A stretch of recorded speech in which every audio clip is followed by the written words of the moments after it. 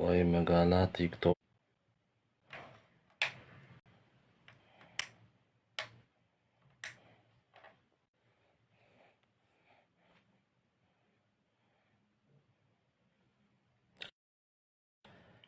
Haya. Sena. Wallahi guyyumarraan guyyaarraa waa dhageenya. Magaalaan TikTok tun ta'a ajaa'ibaati gaama. Ajandaan maaltu jira? Anytime sii galtee nuti ajandaa walii fiduudhaaf tokkoffaadha. Ai Oromoo. Uummanni kun dhiiroo namni amma Oromoo jaaniin nuti kuni warruma dhugatti abbootii gaggaarii sanirraa dhalate nama jechisiisa boo.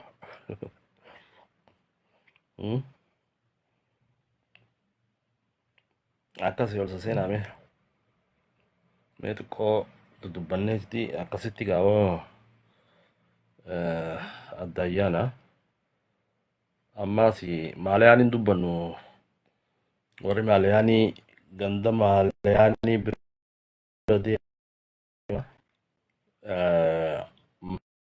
Maalayaanii isinii dubbannu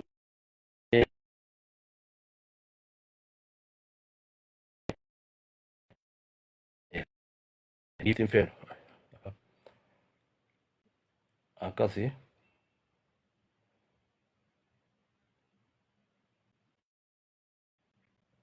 Okay.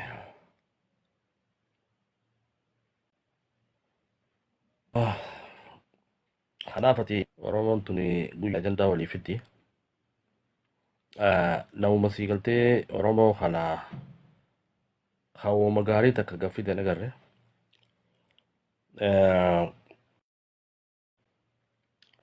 Ummata sii galtee saba biraa kan ajandaa sii galtee jaarsaa jaartiitis TikTok irra fidee TikTok irratti odeessu waan agarre.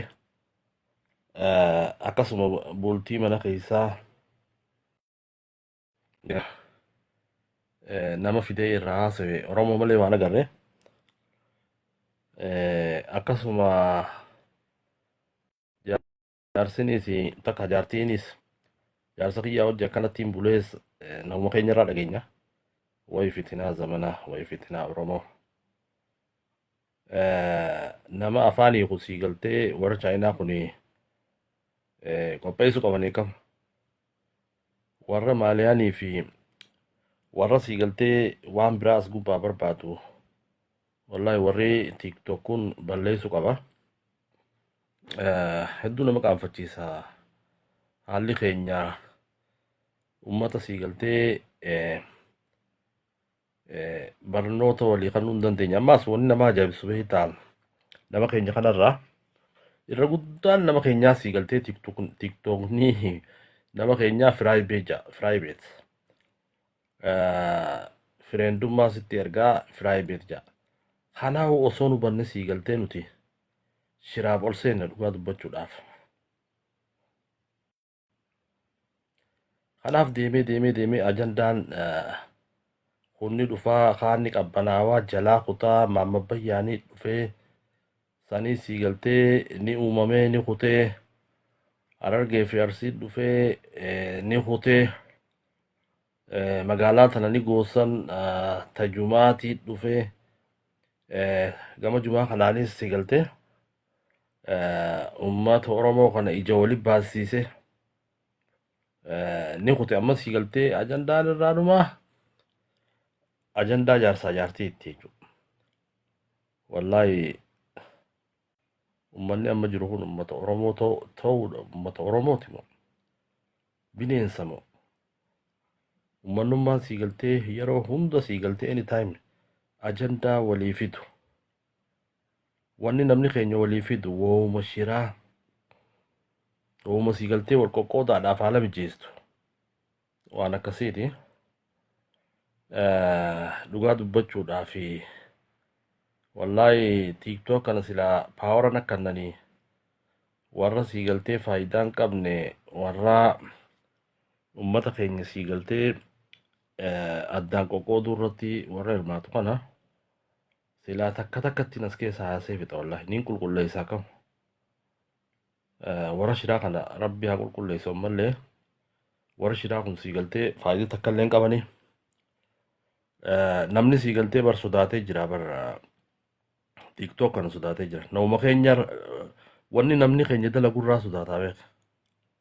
Ummata sii galtee amantii isaa diinsaan jabeessine warra safuu oromummaa tanan jabeessine ummata akkasii taane dhugaa dubbachuudhaaf. Manguddoonis sooshaal miidiyaa kanarratti ol yaateeti waa komatti. Manguddoo namatti 60 amma 50 bakka silaa sii galtee kashilabbee TikTok tana walitti fidanii sii galtee nagaya buusuu qabanitti manguddoonis gama biraa kuttee sii galtee wal komachuuf namni keenya kun I don't know. Kanaaf dhiiroo namni kun nauma Oromooti moo nauma sii galtee Islaamaati moo nama jechisiisaa bara. Wallahi zamana ajaa'ibaa keessa jirra. Zamana hamaa hojaan zamana ammaati. Kanaaf sii galtee obboleeyyan kiyya maaliin jechuu barbaada. Mee ijoollee xixiqqoo pilis warri ammaa as gubbaadhaa shira oofuu warri as gubbaadhaa sii galtee amantii teenya tana xiqqeessuu irratti warri bobba'e warri as gubbaadhaa sii galtee ummata keenya kana qoqqooduu irratti warri bobba'ee jiru kana akkaataa nuti itti injifannu dhaloota sii galtee jabaa dhaloota diin beekuu dhaloota aadaa beekuu dhaloota sabummaa beekuu dhaloota akkasii irratti oomishuun barbaachisaa. Kanaaf obboleessoo dhaloota TikTok as gubbatti oomishuun nu barbaachisu. Amma dhaloota TikTokiitu as gubbatti oomishamaa jira. Dhaloonni TikTok wanni godhaa jiru asuma gubbaa taa'ee sii galtee shira baratee feemas ta'uudhaaf as gubbaadhaa ol dhufee sii galtee waan biraa oofaa jira. Dhugaa dubbachuudhaaf tuni musiibaadha obboleessoo.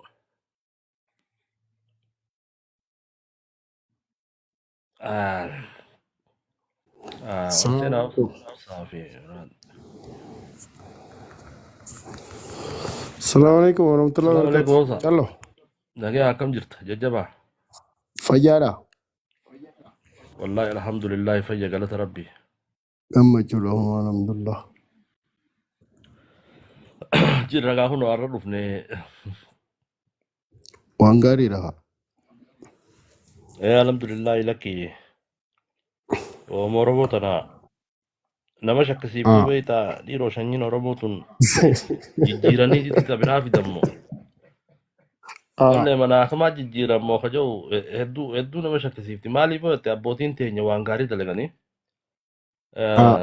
gama diinis diin kanarraan kaan ummanni keenya beektaa masgiida hojaan bara maallaqa waan qabu dadhaawanii kannanii beeki. Islaamummaa hojaan kan salaanne hundaatutu sii galtee islaamummaa tanaa du'aa beeki.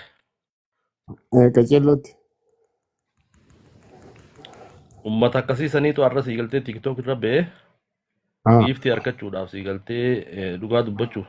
Wallahi haalli jiru nama hedduu namatti dhagahama. Dhalootuma sii galtee amma xixiqqaa kanaatu tun nama yaachisaa beektaa. Wallahi dhaloonni kun hedduu nama yaachisa. Wallahi kun nama yaachisa. Amma maaltu ta'uu deema? Nuti amma fakkeenyaaf dhaloota akkamiitu uumamuu deema jette. Hedduu nama yaachisa. Amma ijoollee saba biraa ijoollee sabootuma Itoophiyaa keessa jiru hundaa olaalte isaanii TikTok kanarratti waan biraa godhu takkallee hin argitu beeka. Garuu namni keenya taafaan hin beeknes taafaan beektus dhagooleenis hawaa beekus as gubbatti ol beekutuma sii galtee hedduu nama gaafachiisa. Wallahi.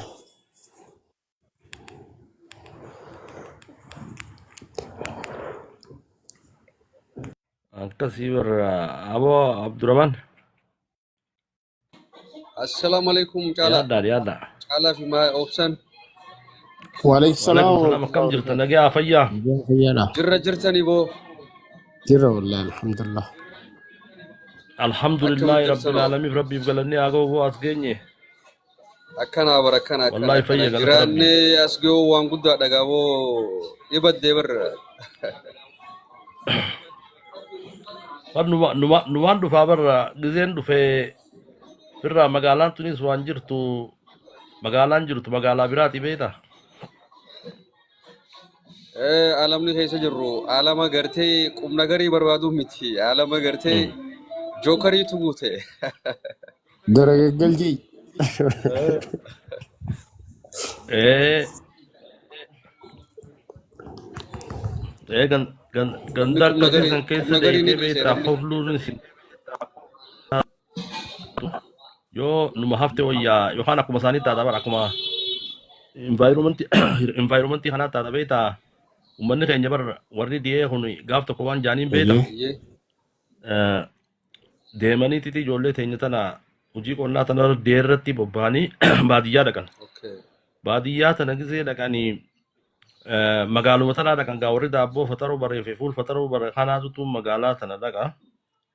Gisee baadiyyaa dhaqan akkaatuma siigaltee uummata keenyaa san fudhatan marxoo hidhatanii biddeenas barbareen nyaatanii dirqama siigaltee hawaasa sanii waliin jiraachuudhaaf isaan fakkaataniiti siigaltee akkasitti barnoota qonnaa sanillee barsiisanii beeke.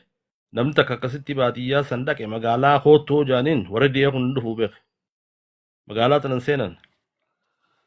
Kanaaf magaalaa TikTok tanaas yoo takka siigaltee namaan kutte uummata siigaltee hamaa san keessa yoo dheeyite nama liqimsitii beeke. Bakkuma gaarii yoo dheeyite malee waan taatu. ماليا زاني فتشو قبنا يتا يوهان وربنا نفتشي والله. عم خير وعد ليسي سبو وان انتان ربي نندليسي سني بيتا كنون دينو مال الرادو فاني بيتا نموت نمني وملا ما أرجتشو في مالكو ما في maqaa argachuu fi seenaa gartee tokko seenaa gaarii dalageeti maqaa bareedaadha ayyaamama. Jirri kunis guyyaarraa ajanda adda addaa baasaniiti maqummaan isaanii akka dhoomu falee deebi'anii of qoratan gartee wanni nuti dalagaa jirru kun waan bareedaadha isa. Boru gartee itti gaabbinamoo itti faarfamnaa waan jiru laalle jirri si galee. dhuga Kanaaf callisuulleen maaliif akkas zamana gartee beekan dubbatu hin jirre wallaalaan abbaa ta'ee akkuma fedhe an bargitee takka takka kitaaba kana isaa fidanii jeetiin laala. Kitaabni kun irra guddaan namaa warra gartee xiinsammuun isaanii miidhamaati. Warri biyya Arabaa jirru kun kaan gaalaa hojii oola. Karaan itti hafuura baafatu karaa tokkichaa kana qofa. Si galee. dhuga Kanaaf hawaasa kana wali qabeetiin bobbaasee galchallee yoo jette warra wali sii qabamuu miti irra guddaan wallaalaadha mana barnootaan dhahine si galee. dhuga Ammas laayifiin biyya namaa tana keessatti gara jabummaan irratti dalagamtee karaa suudii kana deemanii roorroo garaagaraa arganii namni maal ta'a rahamata gartee biyya qabatee beesan takkaffaa Jabuutii darba lammaffaa baara gubbat darba sadaffaa Yamanii darba osuma deemuuti maafiyaa irraa achi aanu san ta'a ganaa inni gartee safuu fi qaanyii waan jedhamu mataa keessa hin qabu. Haaluma fedhe haa ta'u haasomoonni isarraa eegamu bakka. dhuga Kanaaf beekamtii yoo barbaadan yookaan namni barateetuma akka keessanii kanatti gaa'oo isin amma bara kitaaba isinirraa barreessina jenneeti bara seenaa harmaayaa baase namoota gartee uummata keenya mataa walitti qabnee akka Mahammad Usmaanee fa'aa akka Abbaa Ibsaa fa'aa manguddoo teenya qaqqaalii dhuga tana gartee jenereeshiniin akkanuma maqaa isaanii qofa dhawitee dabruu osoo hin ta'in seenaan isaanii barraa'ee jenereeshiniidhaaf fa'aa ol kaayamuu muuzeemii gartee mana laayibiraarii garaagaraa keessa isinillee gartee qeerroo ganamaati warri gartee aadaa Oromoo tana nu barsiisee harmaayaa tana gartee gaafoo gartee nuti akka keessanillee gahee hin qabnu wantoota kana akkuma gartee isteeppitti jirutti dhalootatti seenaa gartee warra dabree qofa faarsuu miti barreeffamaan yoo nuuf faayame hin badu seenaan san akkanumatti afoola yoo ta'e akkuma seenaa Oromoo kanatti afoola ta'e lafarratti hafaa jechuun wanni takka barraawaa yoo deeme baay'ee bareeda. Amma nama akka gartee Iliyaas Ibsaa fa'aa Ahmad Umar fa'aa warra seenaa babbareedaa qabu. Asirra nuuf iddee fa'aa gisee takka takka miidiyaan qabnu amma warra haramaa warra seenaa babbareedaa qabu jira. Carraa akkasii sanfaa nuuf iddee nuti dhageeffannee seenaa isaanii gartee mudannoo isaanii irraa yoo barre isaanuu laayibiraariidha sii galee namoota gurguddaa kana yoo argannee haasoo isaanii dhageeffannee maybe nuti irraa barnoota fudhachuu dandeenya. Waan akkasii san irratti ati amma akka haramaayaatti globaalis ni qabda. Karaa tiktookiitiinis ni jirta. Afeerraa gootee fi namoota keenya gurguddaan waa afeertee intarvii garaagaraa gootee akkasitti tiktookii kee kanallee karaa itti nu guddachuu danda'u irratti sagantaa garaagaraa nu qopheessitee si duuba deemna nuti si dhageeffanna si jala deemna si galee haala sanarra yoo nu daleeti baay'ee nutti tola beektaa. Numa danda'ama wanni hin danda'amne hin jiru ati jabaadha rabbii gaditti akka ilma namaatti waan bareedaa dalagaa jirtaasi daleedee jirtaasi ammas gara fuulduraatti waa hedduu nuuf daleede jennee eegganna. Akkasiin jacaalaa fi yaasoo hambisiisu godha. Obsa fudhadhu. Callo waan gaariidha wanni obboleessa kiyyeeyyee. Kana haala kamiin akkami goonaa haa. Wanni kanaa wanni illee isin dhibu beektaa. Akkasii adees obboleessa mukii kanaan deeggara. Okay, galatoomii obsa. Fayyaadii Abdurrahmaanii fi obsaan dhugaadha beektaa wanni amma siigaltee wanni addunyaa tanarra jiru namni keenya siigaltee tokko lubbuudhaaf biyyaa baqata. Tokko siigaltee ganda kanaatutu ollaa ganda warra xinqeessitti rabbiin siigaltee warri du'aa itti godhanii yaa rabbi kana asii baasi jaaniiti akkasitti kabiyyaa ba'us immoo jira. Dhugaa dubbachuudhaaf namni waan gaarii dalaguun barbaachisaadha. Wallaahi yaada bareeda kaaftanii namni dura siigaltee seenaa isaa barreeffachuun barbaachisaa. Ati seenaa amma nuti haramayaan seenaan haramayaa maali? Yoo seenaa haramayaa beene seenaa Harargee beene jira. Seenaa Oromoo beene warra jabaa taana beeka. Seenaa bakka teetiitu osoo hin beekne namni seenaa beeku ammas nama kanallee dhidhiibuu nama kanallee siigaltee hin qoqqoodu nama kanallee miidhu. Kana beekama.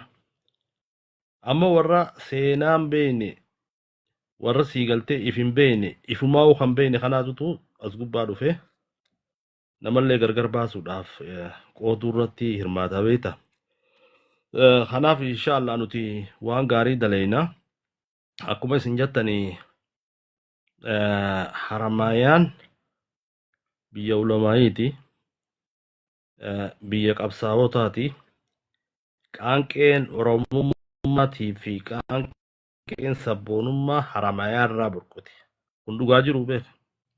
Nuti siigaltee dhaloota haramayaa waan taane qofaaf dubbachaa hin jiru. Iffaarsaan jiru. Dhugaan jiru kanumaa beeka.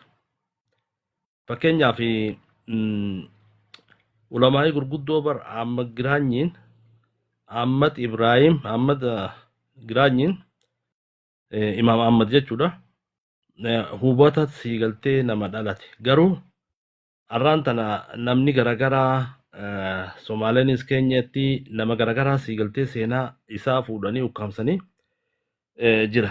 Seenaa tana siigaltee nuti barreeffachuu qabna.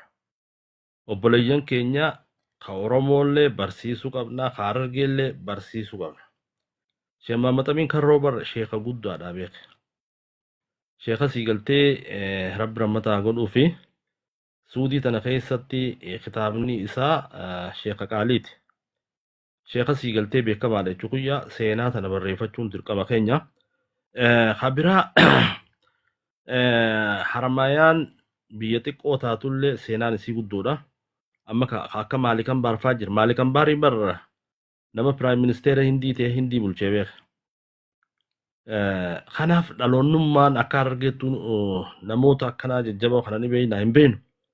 garuu nuti osoo keenya jabeessinee keenya waliin qabne seenaa Itoophiyaatii fi seenaa Afrikaa afaan nu barsiisan waan ajaa'ibaa bakka irraa dhalanne osoo hin beekne seenaa ganda biraa amma seenaa Minilikoo jenne sirri beekne seenaa Hilisillaasee sirri beekne Zaara Yaaqoob sirri beekne garuu ha ganda keenyaa gootota ganda keenyaatii fi gootota siigaltee bakka irraa dhalanne hin beeknu jechuun salphina. Kanaaf inshaallah itti deemnee siigaltee namni seenaa isaa beeku qaba. Namni seenaa isaa beeku namni siigaltee seenaa isaa beeku seenaa namaallee balleessuuf hin deemu namallee hin qoodu naamusa qaba jechuudha dhugaa dubbachuudhaaf. Kanaaf haramayaan tun siigaltee Harargee tanaaf ija bara qabsoon Oromoo tun siigaltee bakki itti utubamtee ummanni Oromoo kun sabboonummaa bakki irraa baran haramayaa yoo jenne sobne beeke. Qabsoon siigaltee Oromoo tun ifaan eessarraa ka'e gobeelleerraa kana siigaltee haramayaan biyya akkasiiti. Hayyoota gurguddaa qabnaa beeytoota gurguddaa qabnaa. Dhugaa dubbachuudhaaf barre gaafa siigaltee Oromoo Faristii gaafa Juwaar ka'ee siigaltee Oromoo Faristii jedhu san gaafa wayyaanee nama nyaattuu san darbuudhaaf ijoolleen Oromoo qeeroo fi namoonni Oromoo sochii godhan gaafa Juwaar sochii godhu san Juwaar booda dhiiraa jira beeka. Juwaar duuba dhiiraa jira. Ha Juwaar hin deemu jira dhugaa dubbachuudhaaf injiinar Iliyaas Ibsaati. Namoota jajjabaa siigaltee namoota akkasiitii qabna. Kanaaf siigaltee namni siigaltee seenaa isaa bar yoo waan biraa dhabe ijoolleen Oromoo tun maaliif seenaa ganda keessanii siigalteen barreessine bakka siigaltee wal qoqqooduu fi haasoo jibbaa haasoo fokkotaa fiddan mee gaddeebi'aatii siigaltee bakka dhaloota keenyaaf fayyannaa bakka dhaloota keenyaatiif faayidaa buufnaa hayaannume.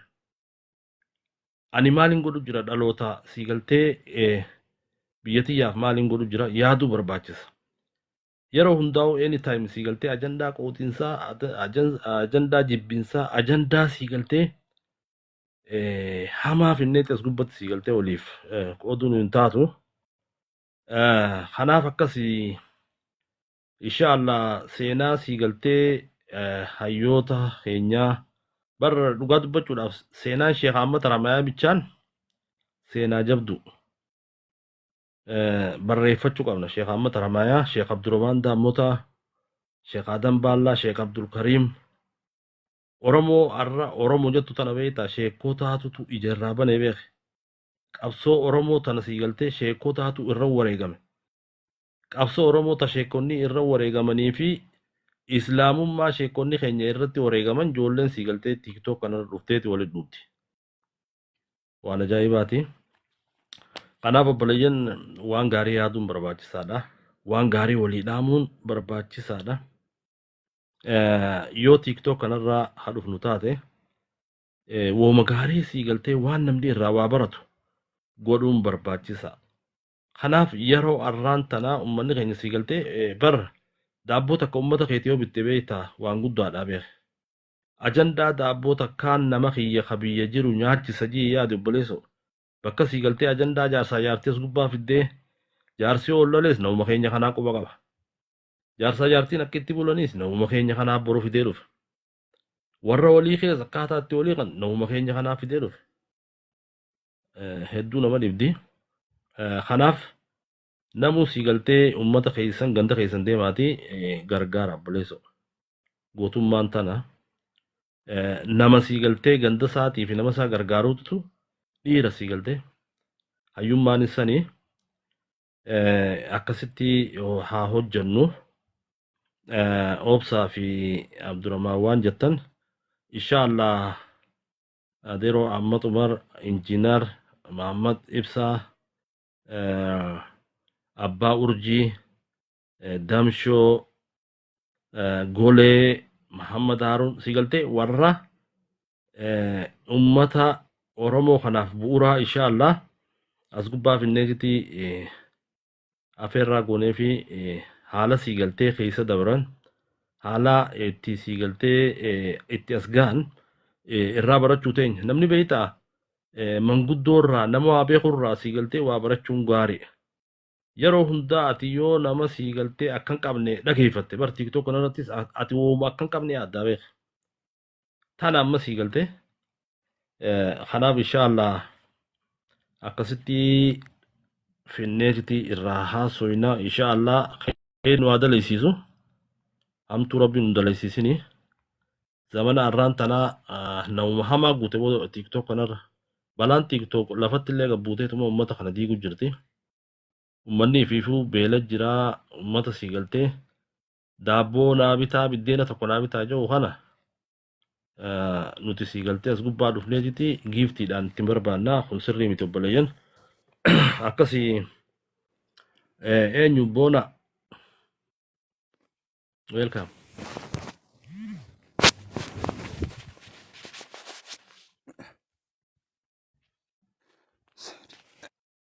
dhiyaadhu boona haya ni kute kanaaf akkasii nuti yaanni nuti yaannu haasawni nuti yaannu haasawni nuti haasoynu haasawa siigaltee negeetii pozitiividha. Haasawa siigaltee gosaan haasoynu haasawa siigaltee farra islaamummaan haasoynu farra siigaltee amantii teenyaa hin dubbannu qoodominsa nama keenyaa irratti as gubbaa dhufnee hin dubbannu. Wanni nuti dhufne jecha tokko bareeda kan nama keenyaa ta'u siigaltee as gubbatti walii dhaamuudhaa fi ol seenna TikTok kana akkasuma obboleeyyan kiyyaa Obsaa fi Abdurrahmaanis kana siigaltee nuti wanni dhufneef namni maalayaanii barbaadu bakka maalayaanii kana akkasigaa Abdurrahmaan inshaallah nuufin fidaa jara isin jettanis nuufin fidaa barnoota irraa fudhanna. Waa barachuuf teenya waan ta'eef ifii keenyaaf beeyta humna akkasiillee hin qabnu sumeef dura dhiibneetuma suma kanaan nurra wayyaadha.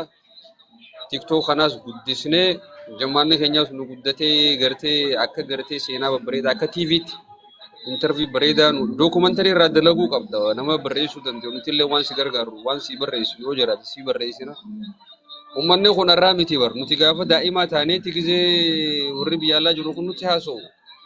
Oromoo tana warri sappoortii godhe hayyoota artistoota ummata keenya kan maqaan hin dhoofne kana ijoolleen tun amma ijoollee warra ibsaa tana rabbi rahmataa godhuu fi haramayaan isaan fakkaatti.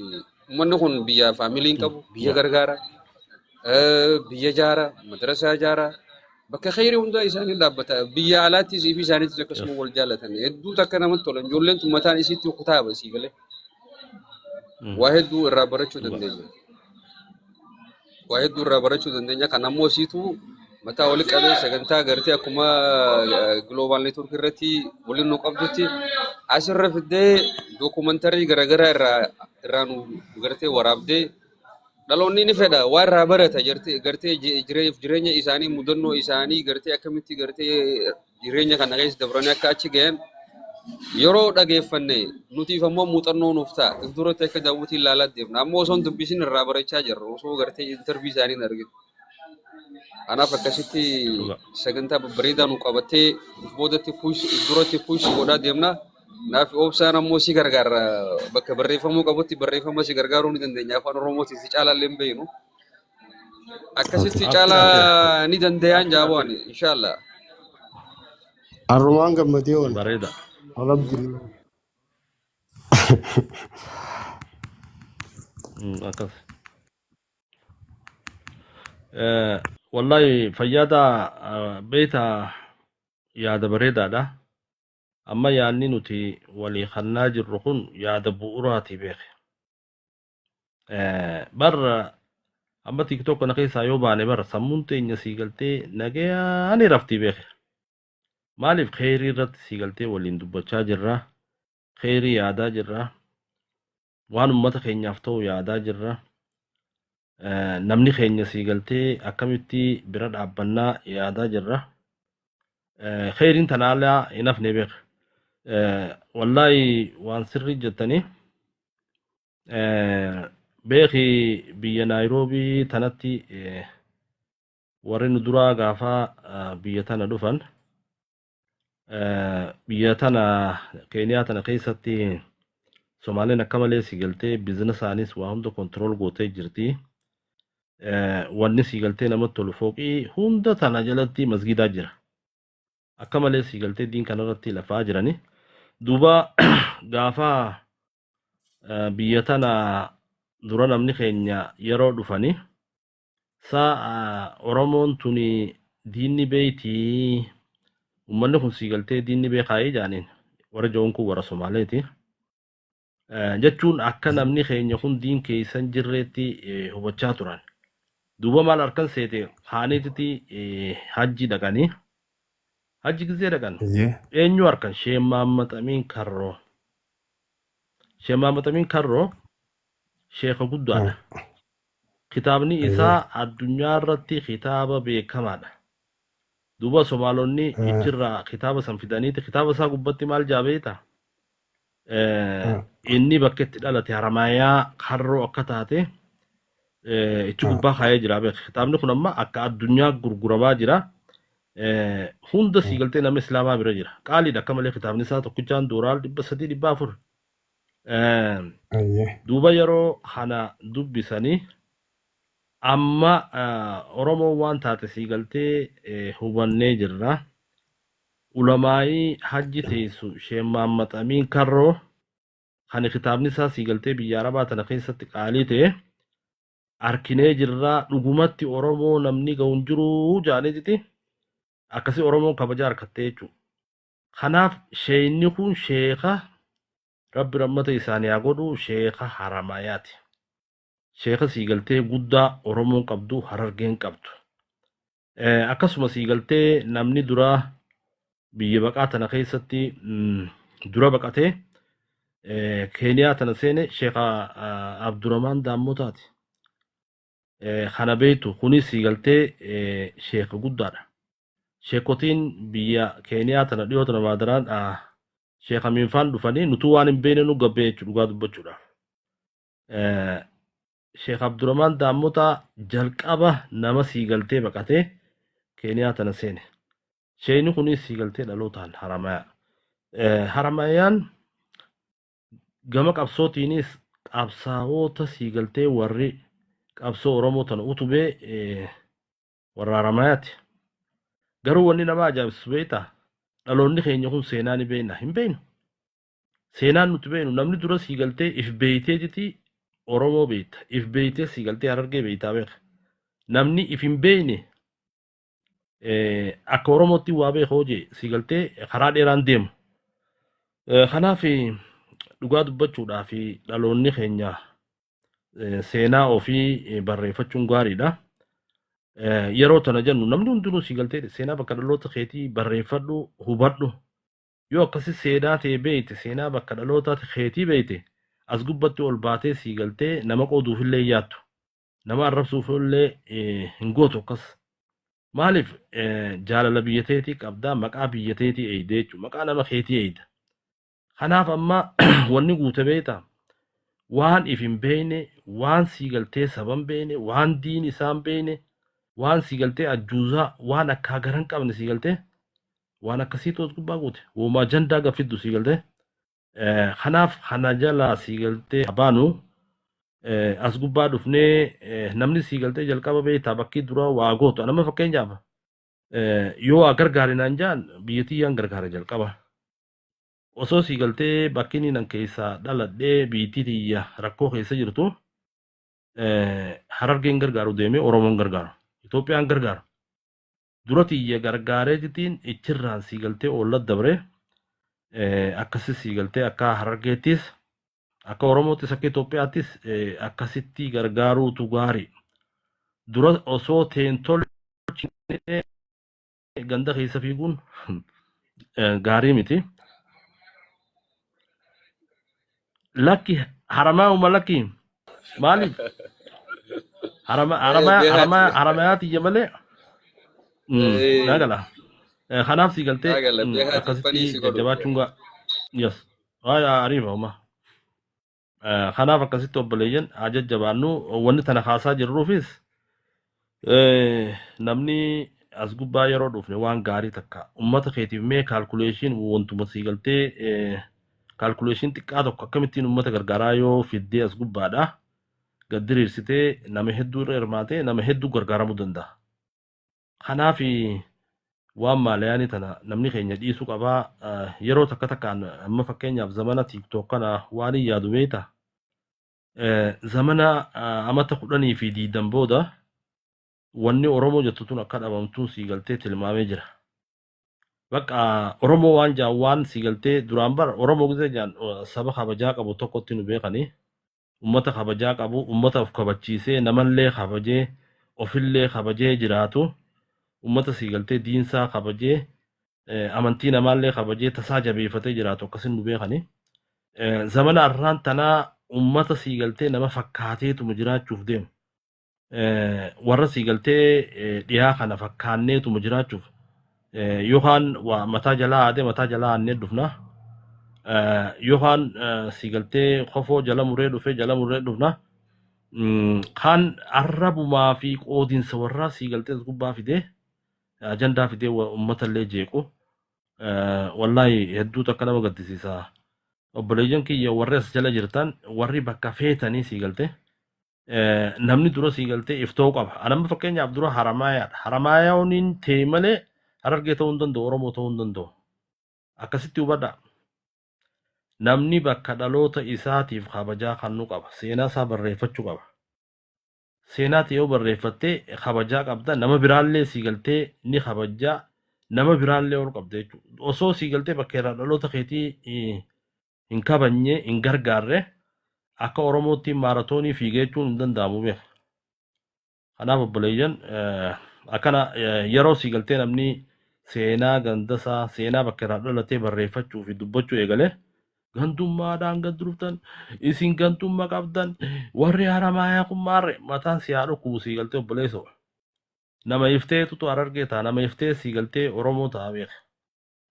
Namni jaalala biyyasaa jaalala sii galtee bakka irraa dhalatee qabu as gubba beenu daanuu beekta as gubbaadha.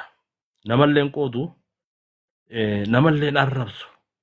Amma sii galtee ummata bakka irraa dhufe hin beene bakka irraa dhalate hin beene ummata boozanee kanaatutu tiiktook kana gubbaa guutee beeka.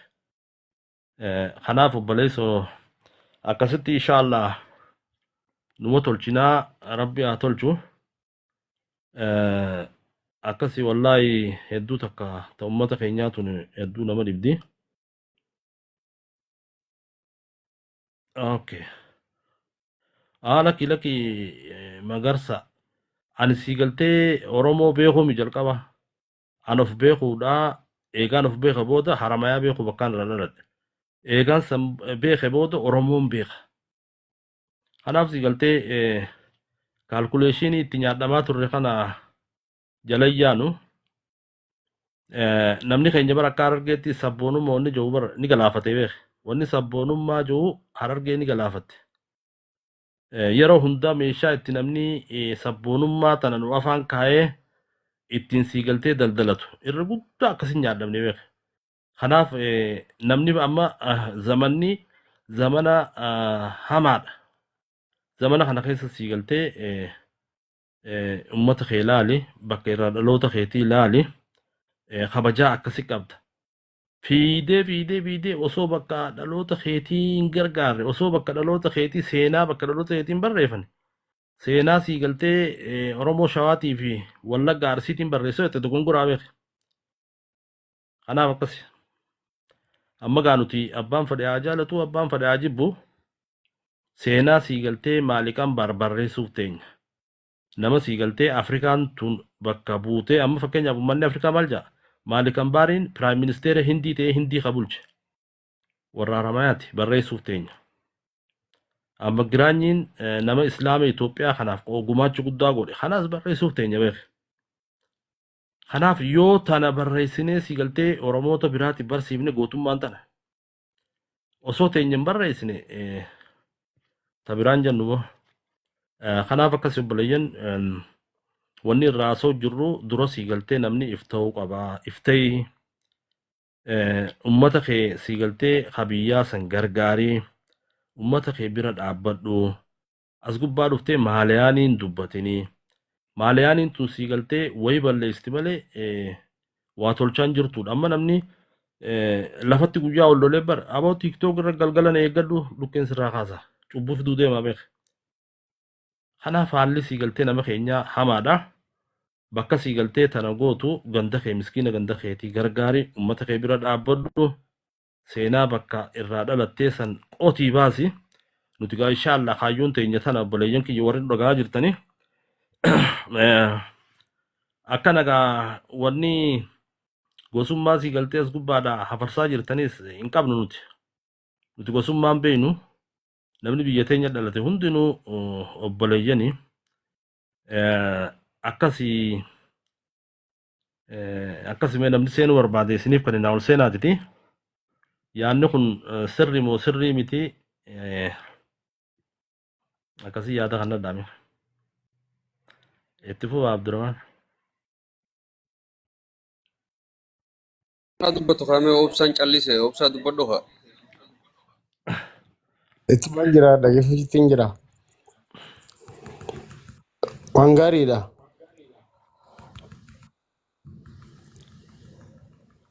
Ambaasaaddarri keenya ka qabnu caalaadha. Nuti amma caalaa karroo gidee jennee yaamu. Mana isaaniitii fi abbaa isaatii fi istaayila isaatii wajji isa yaamna beektaa. Caalaa qofa jennee yaamnu. Maaliif hidda isaa beeynaa isa beeynaa akkaataatti guddate beeynaa gizee kubbaa taphatu gizee mana barnootaa dhaqu gizee garsiisu kana hundeef dura qabneeti abbaa isaatiif dura laalaa caalaa karroo gizee jenne. Baagiraawundi isaatii hojii isa yaamna. Kasin beeyne immoo caalaa karroo ta'uu si beeka malee nama akkam akka taate eenyu akka taate eessa akka dhufte si beekuu hin danda'u. Si galee. Kanaaf Yaasiin Nuururraa hin dhagee gurbaan tokko addunyaan jijjiira je'eetii ka'ee jee Awurooppaa tana keessa.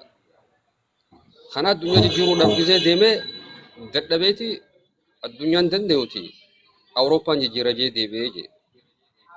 Awurooppaas jijjiiruu hin dandeenye firra gandatti dhalate Faransaa ta'u Xaaliyaanaa ta'u Xaaliyaan jijjiiruu hin qaba jeetii ka'ee jee. Xaaliyaanis jijjiiruu hin dandeenye bakka gandaanitti dhaladhe godina kiyya kana jijjiiruu hin qaba jee ka'ee jee achiis hin dandeenye jee. Aanaa keenyaan jijjiira jee aana deebi'ee jechuudha. Haramayaan jijjiira jee aanaas hin dandeenye araddaa isaanii deebi'ee jechuudha. Araddaas hin dandeenye boodarra maal ta'e gandaraaree deebi'ee jechuudha. Gandaraareettis dadhabeeti mana isaanii gale jechuudha. Mana isaaniittis gisee galuu faamilii isaa jijjiiruu hin dandeenye dura if jijjiiruu hin qabaa jeeti murteesse jechuudha. Addunyaa jijjiiruu dura of jijjiiruu hin qaba jeeti mataa isaa jijjiiree mataa isaa gidee jijjiiru maatii isaa jijjiiree jee. Maatii isaa gidee jijjiiru ganda isaa jijjiiree jee. Akkasitti isteeppiidhaan gartee boodarra addunyaa jijjiiruu danda'ee jee. Ka'umsi eessarraa jechuun mataa ofiirraa kaa'aa jechuudha. Kanaaf nuti dhugaadha namummaa gartee amma yoo fudhanne warra biyya bulchu kanaas aradduma teenya dhufaniiti araddarraa filamanii godina dhaqanii godinarraa caffee dhaqanii caffeerraa gara gartee federaalaatti ol dabranii isteeppumaan akkasii guddatan. Gaafa ati yaada mo'ataa qabaattee yaada cimaa gizee qabdu guddachaa deemta malee xiqqaachaa hin deemtu. Dura gizee irraa kaatu warruma ganda keessaniitu harka sii baasa. Warri ganda keessanii gizee harka sii baase ni kutta. Akkasumatti isteeppiidhaan guddachaa deemta. Kanaaf ganda ifii misoomsuun, ganda ifii guddisuun, ganda ifii jaalachuun qe'ee nama biraa xureessuu miti. Qe'ee nama biraa xiqqeessuu miti. Namni amma gizee biyyattiyyaan jaaladha jetteen akka waan ati ganda kee ganda isaas arrabsuu jirtutti fakkaata. Maaliif kun ilaalcha dadhabaadha. Amma ani biyyiin an jaaladhu biyyumaan itti dhaladhee san itti biraa beekuu hin danda'uus garuu taniin itti dhaladhee san ittiin guddadhe ittiin dhaladhee faamilii keessa jira. Inuma yoon irraanfadha jee nan dandeessu miimooriin hiyyaa'u seef keessatti jira. Yeroon kana jiru namtichi sanis akkuma kiyyaatti ganda isaa san jaalate innis. Si galee. Kanaaf yaada qabnu sheer walii yoo goone anis kan kee yoon si kabajee achis kiyya yoon haa kabajee akkasitti wal fahamnee yaada mo'ataadhaan gartee gara fuulduraatti tarkaanfachuu dandeenye caayaan tun gartee nu ballachuu qabdiidha. Amma irra guddaan xiyyeeffannaan keenya caalaan maali? Maarshii ida'uu qabadha caalaan.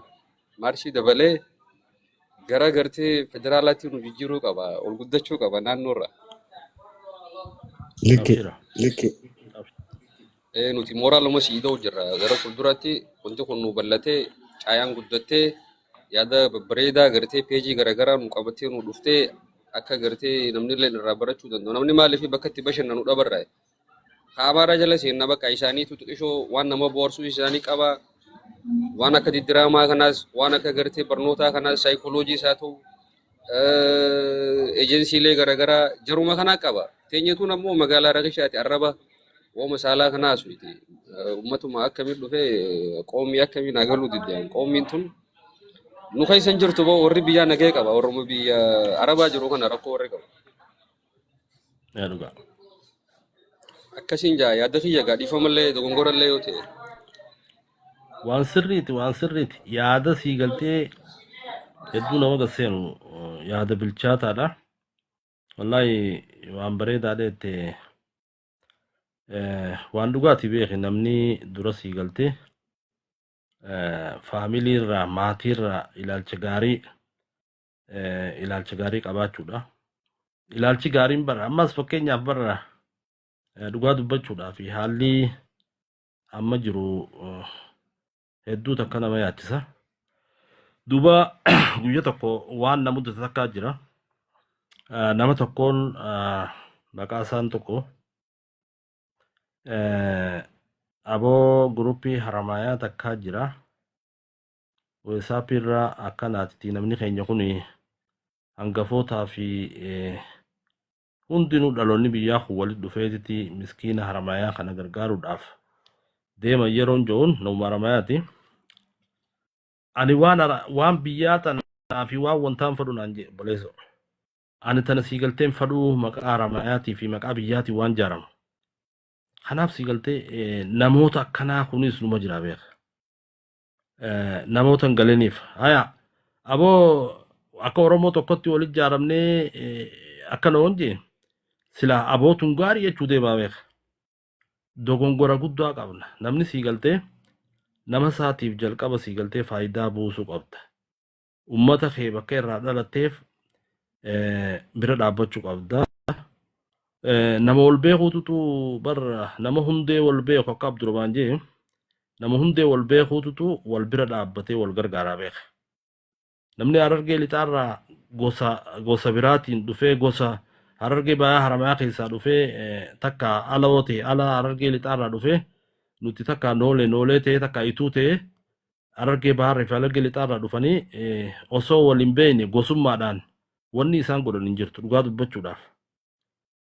Waluma soboo taate sii galtee qoodaminsaa fi nama keenya qoqqooduu irratti yoo hundaa'e malee wanni gosaatis waa faayidaan qabdu.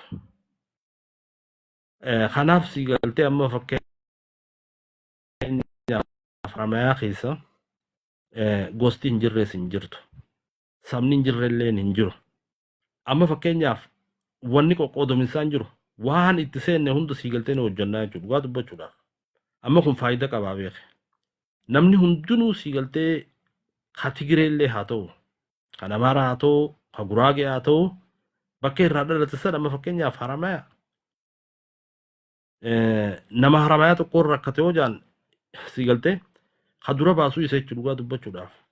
Kanaaf namni akka gandaatti wal quba qabaachuun ganda kee seenaa ganda keetii barreeffattee kaayyachuun gaariidha.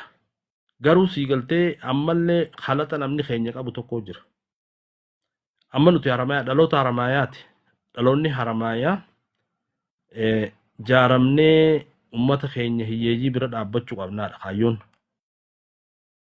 Akkana sii galtee waan faayidaa qabu irratti ijaaramuun gaarii. Arra ijaaramtee sii galtee awwadaayin mataa keessa dhawa. Takka sii galtee qarsaan dhawa. Takka gaara mul'ataa warra gaara mul'ataatiin dhawaan hin taatu. Tun sii galtee ijaaramsa kaayyoo qabu miti. Ati ijaaramtee sii galtee waan faayidaa qabu irratti waan nama fayyadu irratti arraan tana sii galtee wanni ati gootu gargaarsa uummata haramayaatiin gargaaruu jette. Haramayaa gargaartaa yoo fakkeenyaaf aanaan qarsaa hambeela hamtuu keessa jiru taate dirqama gargaaruun akka sii galtee kaayyoottis amma akka gulubaala haramayaa gulubaal neetworkiittis akkas. Kanaaf nuti if bira dabarree akka Harargeetti akka Oromootti waa godhuun ni danda'ama. Garuu namni keenya sii galtee bakka irraa dhalate dheeyse akka Oromootti sii galtee deemee waa godha jechuu hin dandeessu. Kun halataa sii galtee kana sii galtee namni keenya if laaluu qabdanii warras jalaan dhagayaa jirtan if laalaa. Nuti gaa akkuma beekamutti yaadni amma ka'e hayyoota keenya hedduu jira.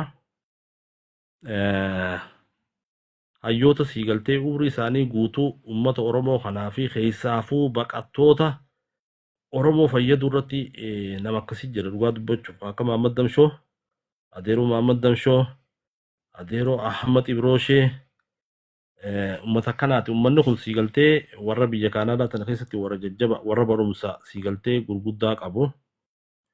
Akka Injiinar Eliyaas Ibsaa, Dr. Absalaam, Dr. Mahammad Kurtuu hedduu sii galtee. Kanaaf inshaallah TikTok illee akka banatan ittiin hima. TikTok hin qabaannillee irra guddaa namni beektaa TikTok kan inni dhiyeessuuf maalayaani arrabaa fi namni sii galtee asuma gubbaadha. Yeroo waan akkasii harkanii TikTok san dhiyeessanii akkasii galtee TikTok san Adeeroo Mahammad Ibsaa akka qabu harkeetiin jira. Na jala ni jira. Kanaaf finnitimee muuxannoo keessa isaan dabran jiruu fi jireenya ilaalchisee waan qabsoo irratti isaan keessa dabran akkasuma sii galtee ulamaa'ii teenyaas finnee mee akkamii jiruu fi jireenya isaan keessa dabran seenaa akkasii irratti sii galtee walirraa baruun barbaachisaadha jechuudha. Kana sii galtee irratti hojjenna.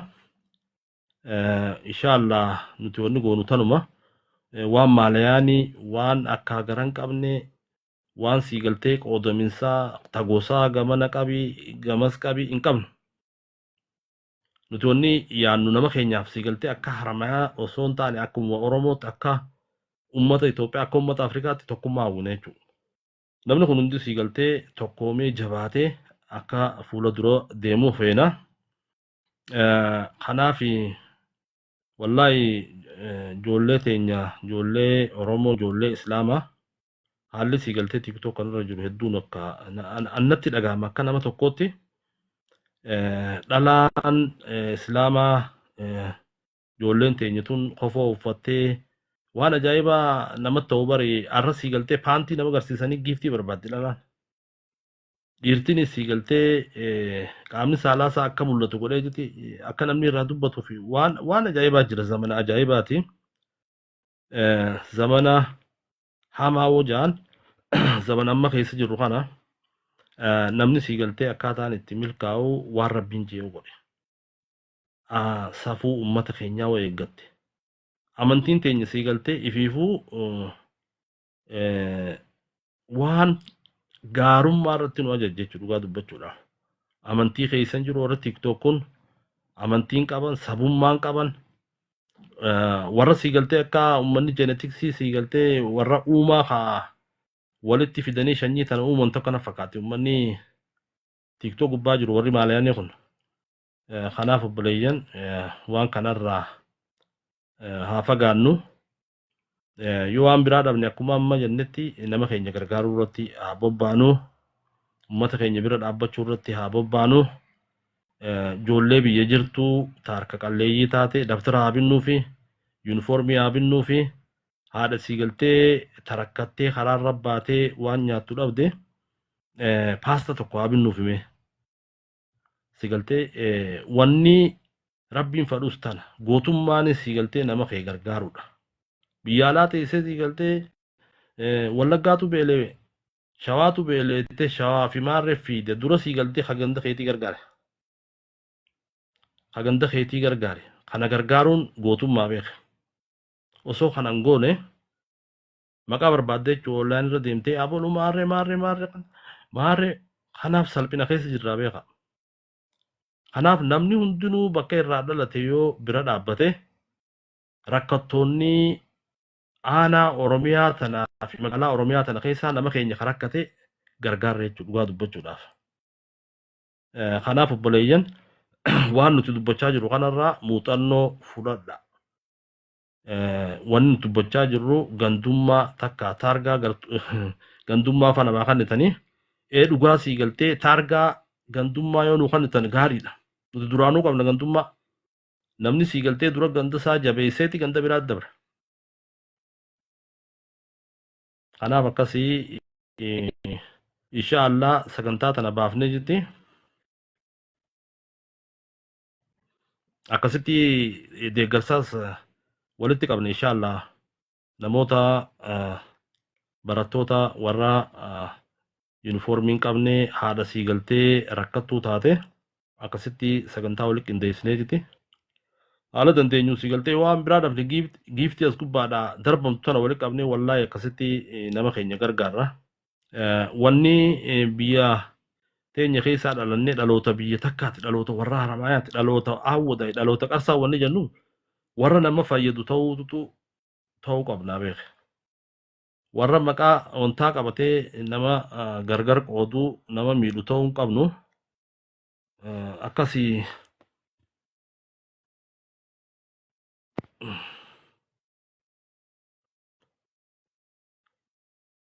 wanti na baasigaa.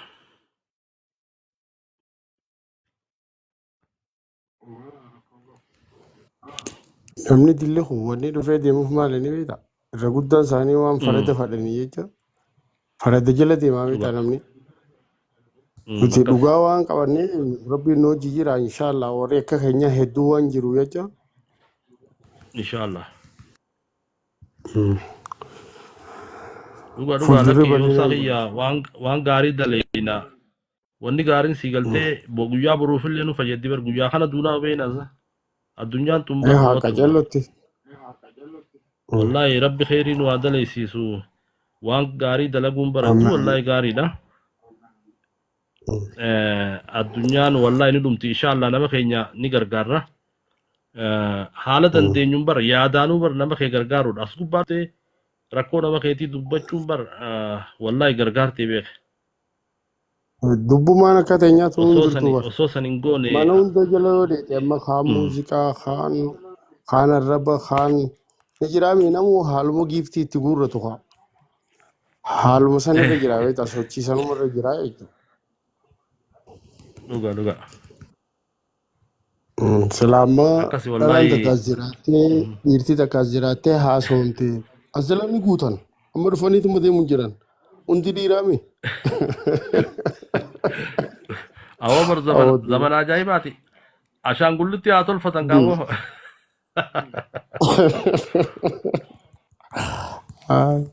Khairumaaf yoo rabbiin hojii jira inshaallah. Alhamdulillah laki nuti waan gaarii walii dhaamuun amma sii galtee wanni nuti dubbachaa jirru waan keeriiti waan gaariidha. Ummata keenyaaf rakkachuun ummata keenya akkamii gargaarra jechuun waan bareedaadha. Inshaallah tana sii galtee irratti hojjanna yoo rabbi nu haa gargaaru. Wallahi namni sii galtee bar haalli ummata keetii hedduu nama yaachisu qaba beektaa namni irra guddaa biyya alaa tana bar wallahi biyyuma alaa nama biyya alaa tana geessuun taane hunda biyya alaa tana jira beek. Amma isin hin beektanii gaa nuti jalatti ol dhiyaannee jirra. Nama sii galtee maatii isaatiif iyyaan nama biyyaaf iyyaan nama rakkoon ummataa gammachiiftuutu biyya alaa tana jira. Akkasitti ummata isaatiif quuqama qabaatee ummata gargaarulleen haa jiraatu beeke. Kaan sii galtee tokko kan seenaa isaan beekne gandi sii galtee osoo kataaraa namaarra deemuu du'aa itti godhanii keeniyaa dhufee keeniyaadhaan Ameerikaa deeme. Kaan sii galtee gandii hannarraa dadhabaneetu biyya alaa tana dhaqe. Akkasii sii galtee yeroo hundaa'u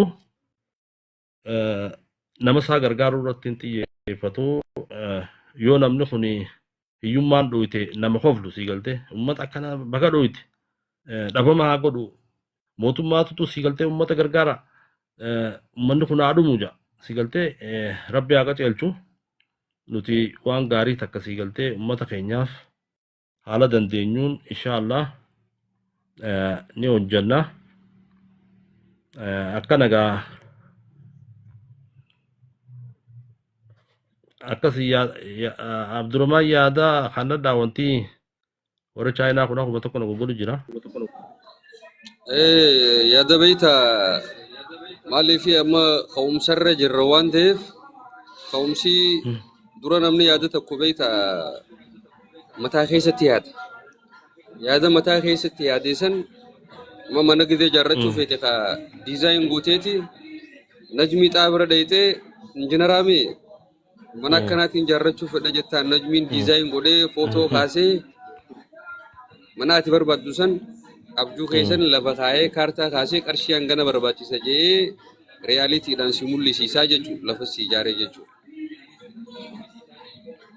Kanaaf nutis amma tireeningii irra jirra akka ati gartee beenzilii kee inerjii fudhatee akka makiinaan ta'e fiiduutti mooraaliidha amma nuti suma kakaasu jirra. Kanaaf abdiin jiru maalee lafa tana rabbiin nuuf uume.